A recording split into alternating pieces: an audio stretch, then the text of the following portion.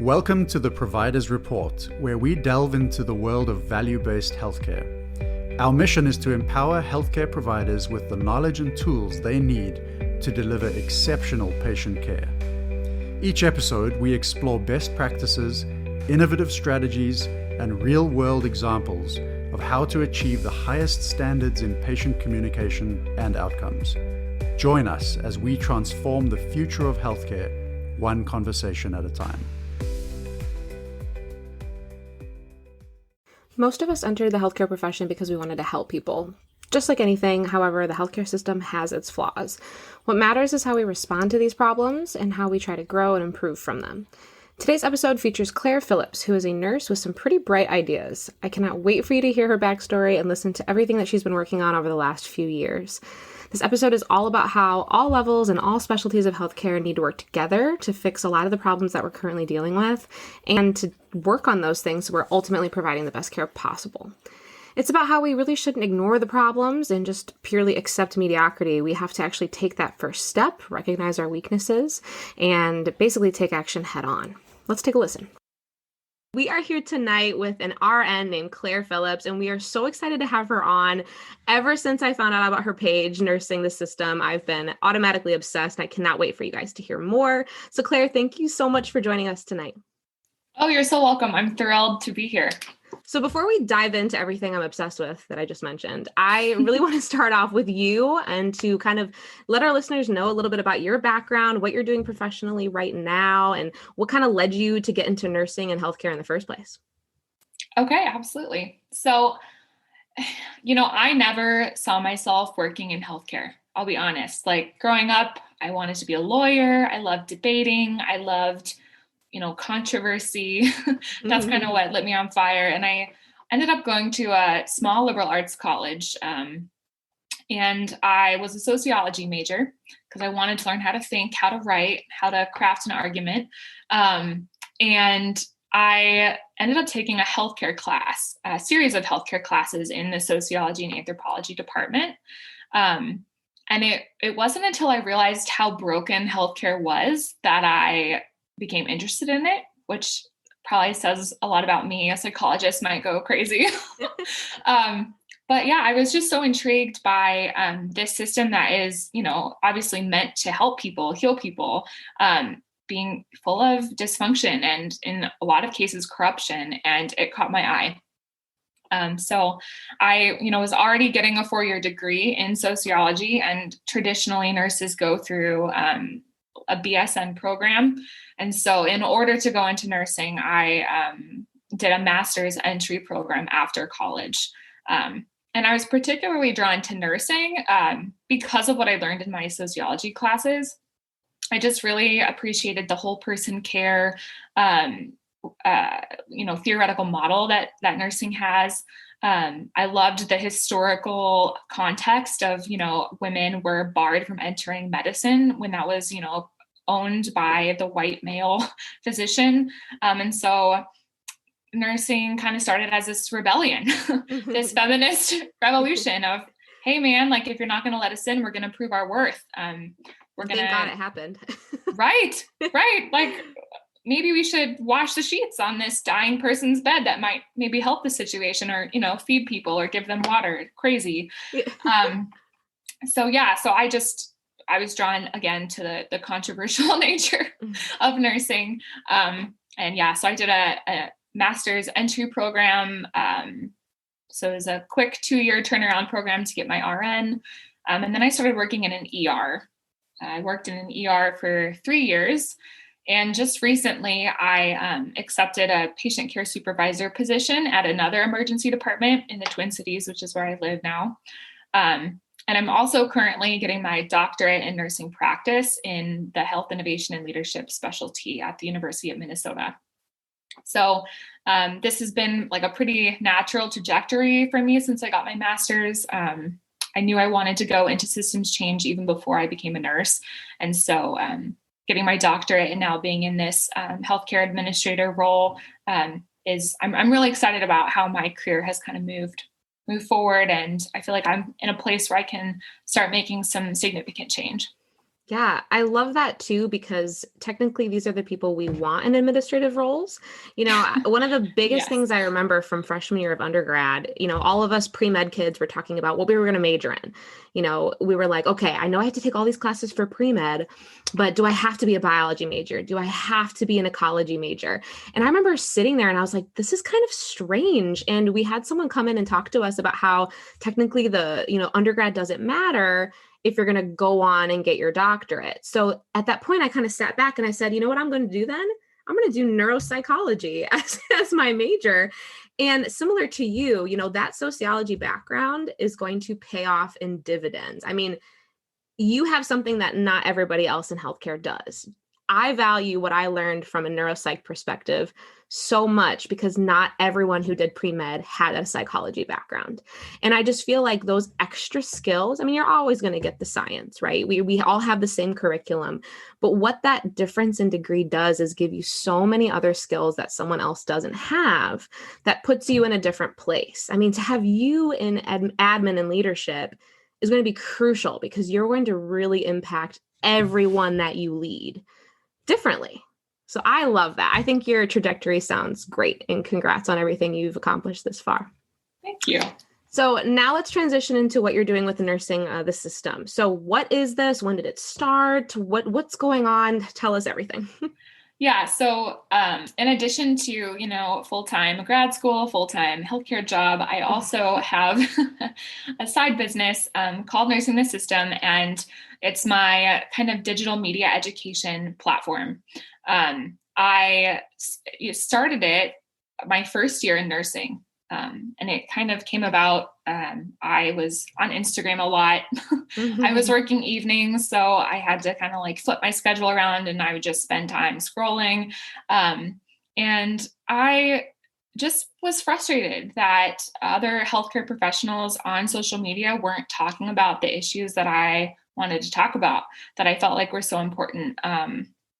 And, that could have been, I wasn't following the right people. It's not like no one was talking about anything important. I don't mean that at all.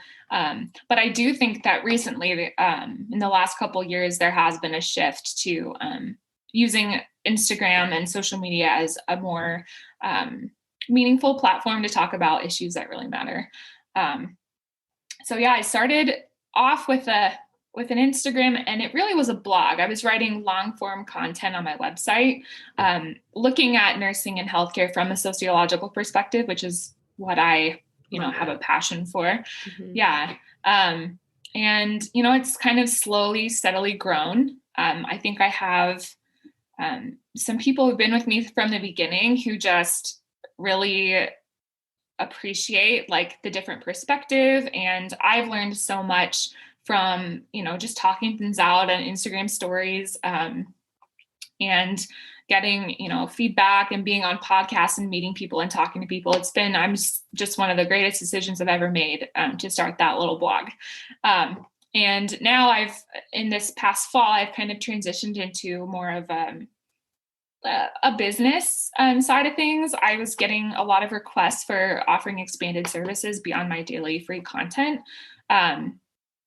A lot of requests for like one-on-one consulting calls where people just wanted to learn more about systems thinking, which is something I talk about a lot on my platform, and how they can, use that as a tool to make sustainable change in the healthcare area where they work. And so I do a lot of that. I have a personal statement writing guide I developed last fall for health professional prospective students who really want to signal their mission for making sustainable healthcare change in their application to school. And so I teach in this ebook how to do that. And that's been really fun. I also, I get on Zoom with people and talk through their personal statement because they want a little bit of guidance beyond the ebook in that area.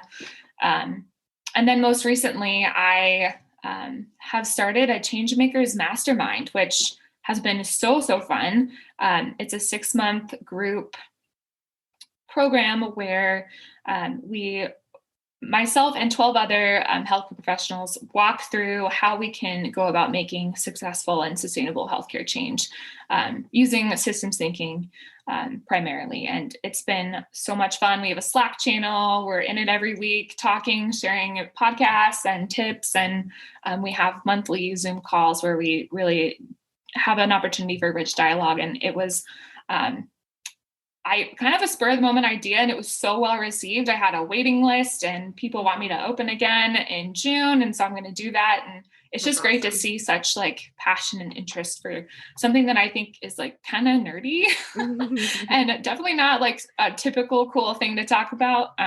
So yeah, I do think people are looking for it though. I mean, even outside of the nursing profession, we all realize there are problems within healthcare, but we either don't talk about it enough, it's a little bit hush hush, or, we focus on the good things and kind of set aside the bad. And then we just pray for a better day, but we can't just sit around praying for that better day. No, you're absolutely right. Yeah. We need people like you to just go after it and, start these, leading movements and, engage other people, because once you just talk about this, that's when the excitement and the passion really comes out. So I love what you're doing. Without giving too much away, of course, can you just go over a couple major issues that you guys kind of focus on and stress on within nursing the system? I know one that I've seen pretty heavily on your platforms involves the healthcare hierarchy. So if you could just touch on a couple of those, that'd be great. Yeah, absolutely. So I think the healthcare hierarchy is a big one. And if you don't know what I'm talking about, I don't think it's a phrase that I coined. I think there have been a lot of articles about the hierarchy of healthcare. But the last couple of years, I've really been trying to hammer this into my audience. Healthcare has a hierarchy, and it's dangerous. There have been studies that show that when we have healthcare teams that are super stratified in terms of roles and subordination. So if physicians are, scary and aren't receptive to feedback from nurses, et cetera, then you have poor patient outcomes because teams aren't communicating, mistakes happen.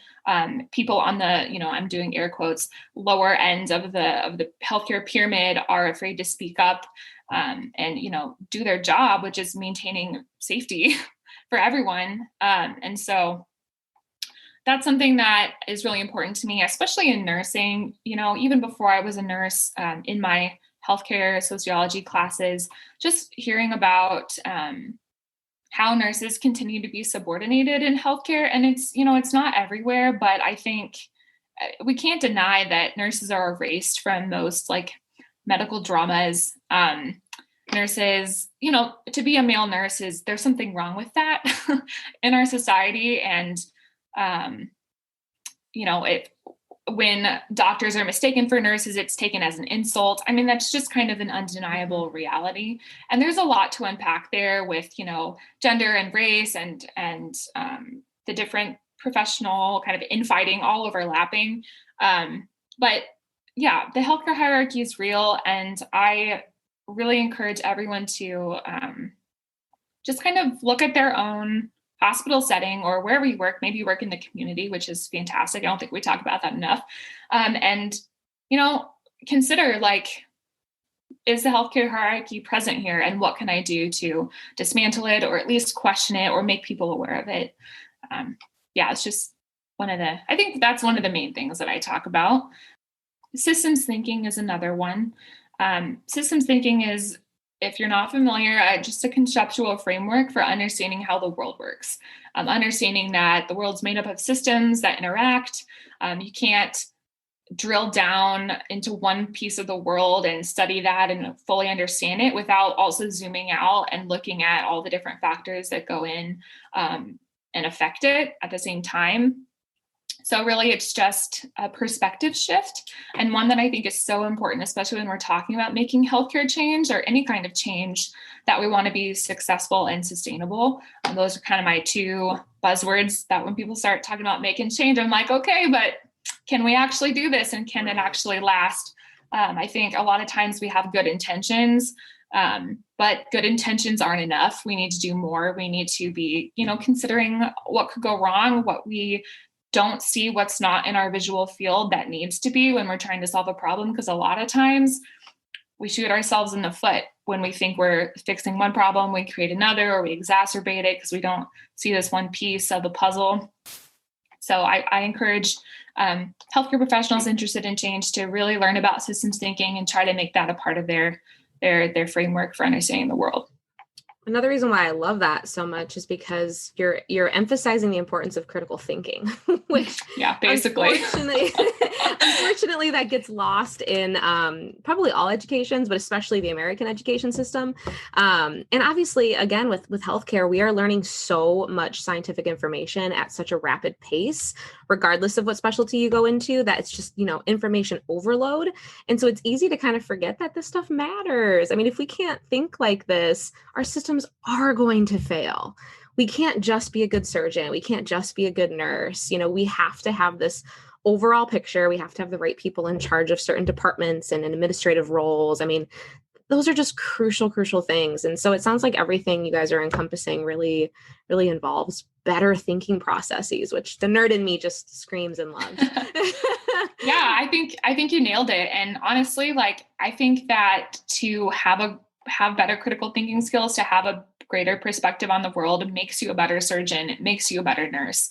I don't think it's one or the other.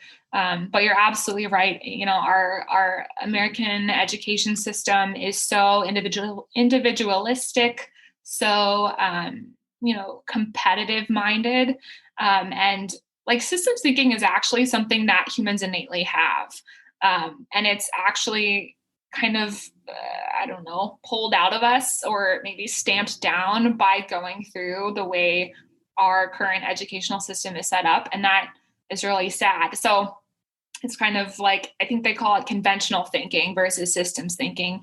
We're kind of born systems thinkers, and then as we go through this system of education, we are turned into conventional thinkers. So this is kind of an unlearning we're doing.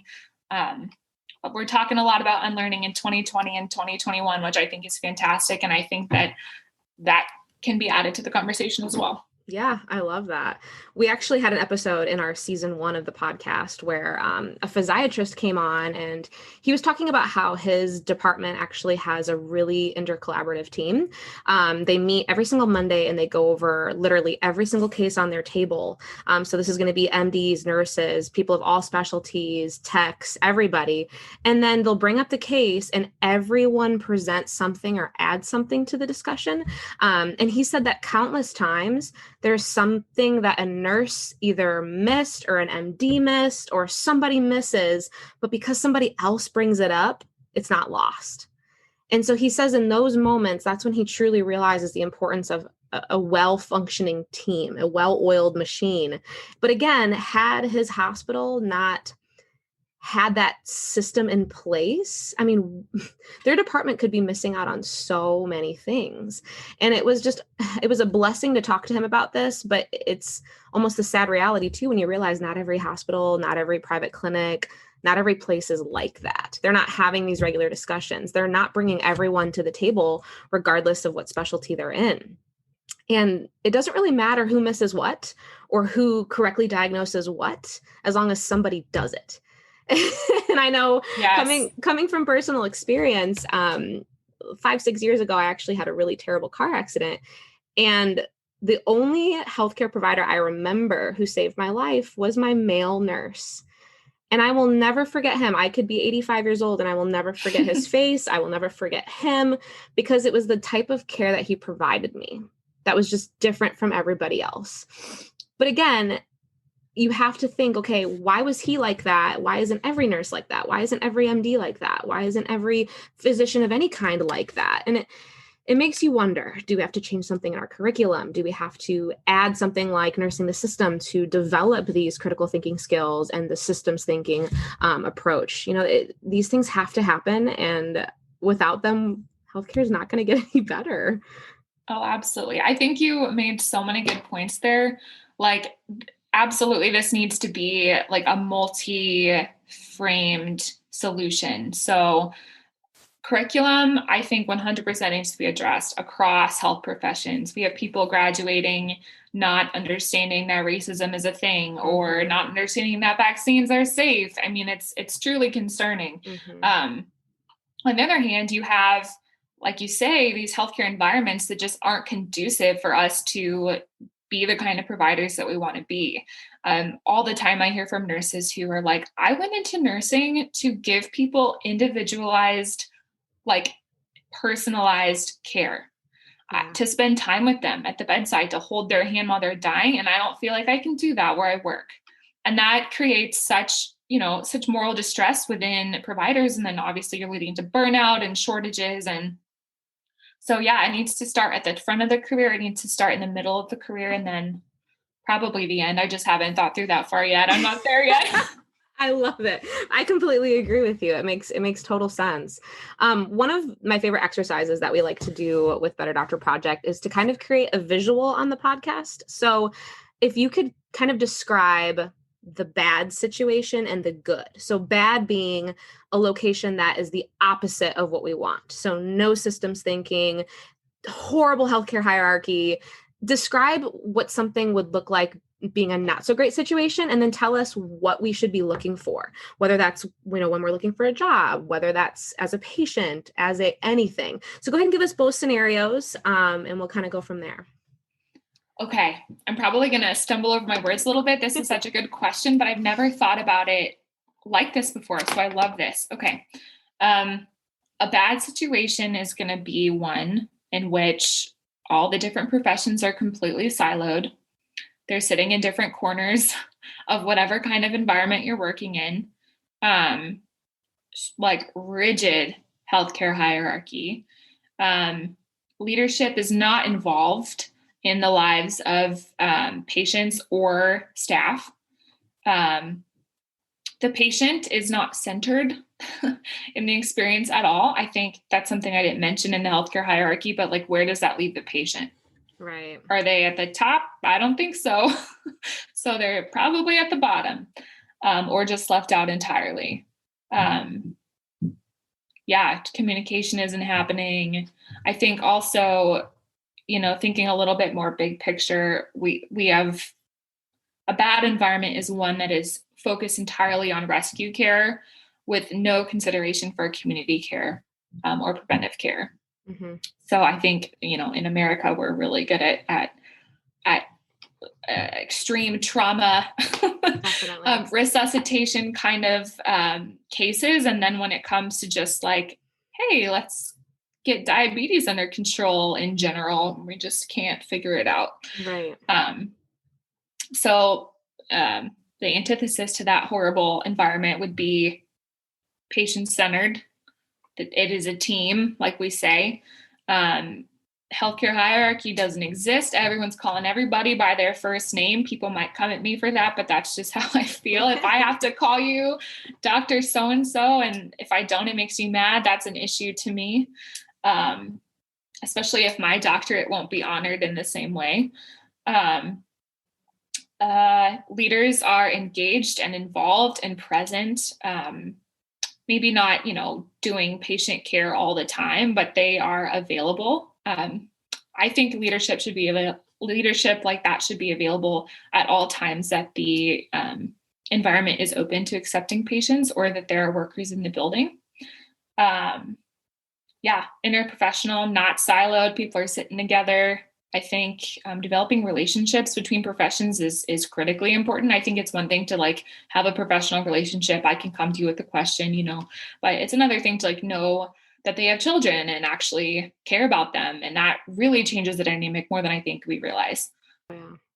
I mean, even just hearing the poor visual compared to that great visual, it's night and day different. And it just sounds it sounds like a beautiful environment to be. I mean, I think like patients are going to want that. Healthcare providers are going to want that. I mean, I feel like when you're in an environment like that, it just changes the whole dynamic of every situation. So that's totally what we should strive for, essentially. Yeah.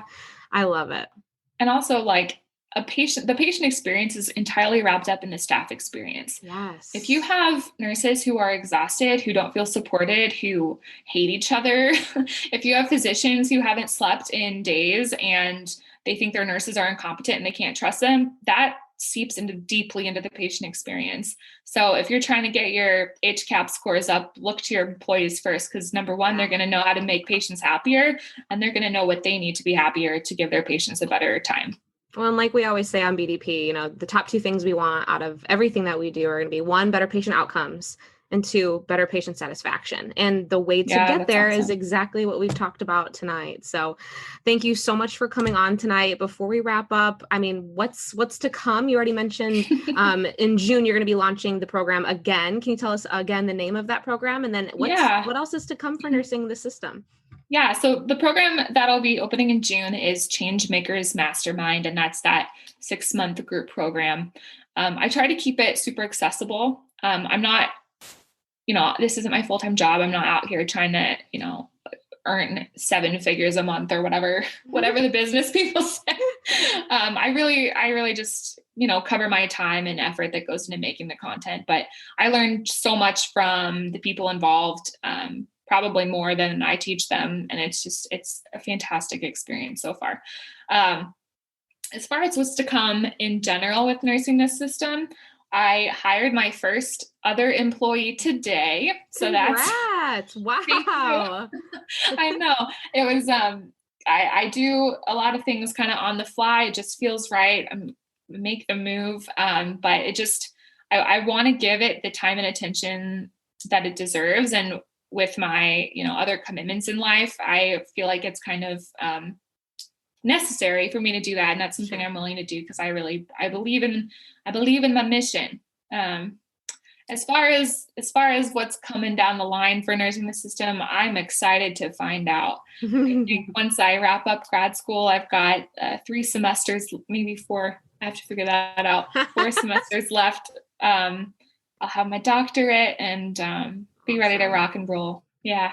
Well, we all here think you are fabulous, and keep pushing on, because what you're doing is so, so important. We're going to be linking everything to our listeners so they can come check you out, check out your Instagram, take a look at your website. So thank you so much for talking to us about Nursing the System tonight. We really appreciate it. Thank you for having me. This was a blast. Love talking to you. Claire was definitely one of those people for me that I had just felt like I had known my entire life while recording. You can hear her passion and her drive. Now let's try to mimic that these next few days after listening to today's episode.